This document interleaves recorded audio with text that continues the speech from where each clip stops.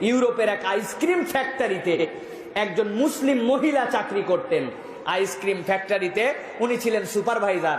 সবার শুরুতে যেতে হয়, সবার শেষে বের হতে হয়।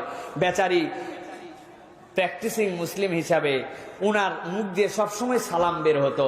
উনি সবচেয়ে বেশি সালাম দিতেন ঢোকার সময় যে দারোয়ানটা দরজার সামনে দাঁড়িয়ে থাকতো তাকে একটা সালাম দিয়ে ঢুকতো, আসসালামু আলাইকুম।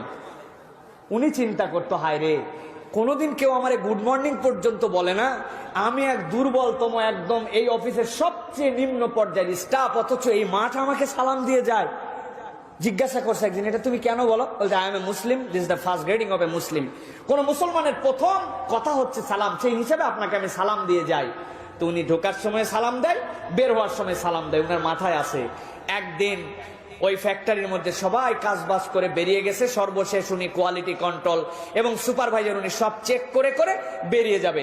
এমন সময় একটা দরজা খুলছে, আইসক্রিমের সবকিছু ঠিক আছে কিনা ভিতরে দেখতে লেগে আস্তে করে দরজাটা এসে লেগে গেছে।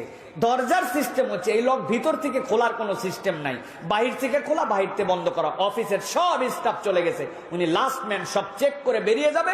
এই সময় ভিতরে আটকা পড়ে গেছে, ভিতরে কোল্ড ঠান্ডা ঠান্ডা অপেক্ষা করতেছে। আমার তো মৃত্যু ছাড়া দ্বিতীয় আর কোনো উপায় নাই। আশহাদু আল্লা ইলাহা ইল্লাল্লাহ বলে আল্লাহর কাছে মরার প্রস্তুতি নিচ্ছে। যাকার -ডিগ্রি তাপমাত্রা, কতক্ষণ বেঁচে থাকবে, বরফে জমে মারা যাবে সে নিশ্চিত। আল্লাহকে ডাকতেছে, এরকম করে অপেক্ষা করছে। সবাই চলে গেছে, অফিসের বাহিরের যেই দারোয়ান উনি সেখানে অপেক্ষা করছে যে সব ক্লোজ হবে তারপরে তো যাব।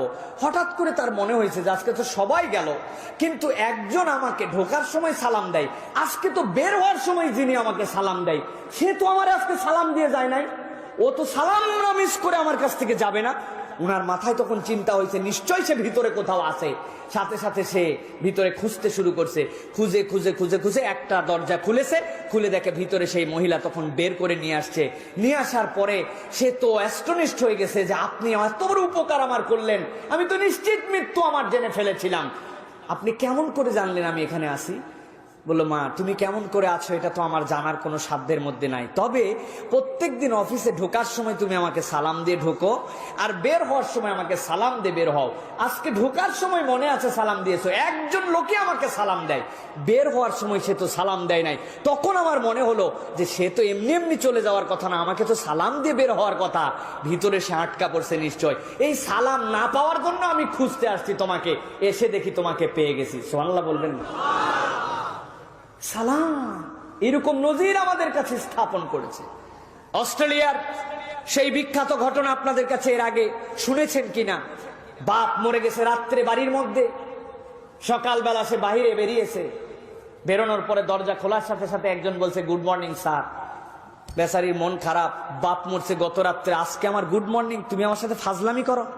আসলে তো বেচারি জানে না এটা ট্রেডিশন, গুড মর্নিং তো বলেই।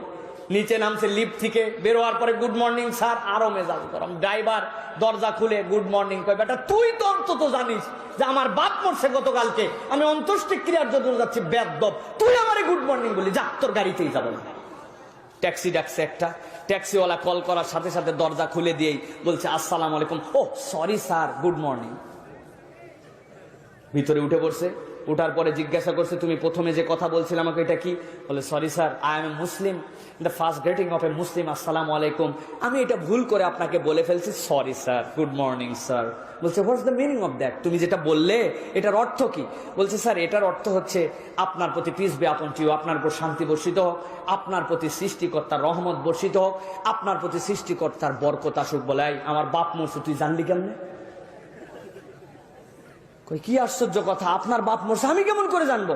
বলে, তুমি আমার বাপ মরছে জানো না, না তুমি আমার উপর শান্তি হোক, রবের করুণা হোক, রবের দয়া হোক, এগুলো বললে কিভাবে? তাছাড়া কয়, সত্যি করে বলছি স্যার, এরকম কিছু জানি না, এটা আমাদের ফার্স্ট কথা, এই হিসাবে আমি বলে ফেলছি। যাই হোক, কথা এই পর্যন্তই শেষ। প্রিয় ভাই, বাপের অন্ত্যেষ্টিক্রিয়া শেষ, উনার মনের মধ্যে দাগ লাগছে, কি ধর্মরে সবসময় জানি এরা টেরোরিস্ট, সবসময় জানি এরা জঙ্গি, সবসময় জানি এরা মানুষের নাকি ক্ষতি করে, এরা নাকি জেহাদি, কিন্তু সেই বাক্যের সেই ধর্মের প্রথম কথাটা এত বিউটিফুল। কোরআন স্টাডি করতে শুরু করছে অস্ট্রেলিয়ার ইসলামিক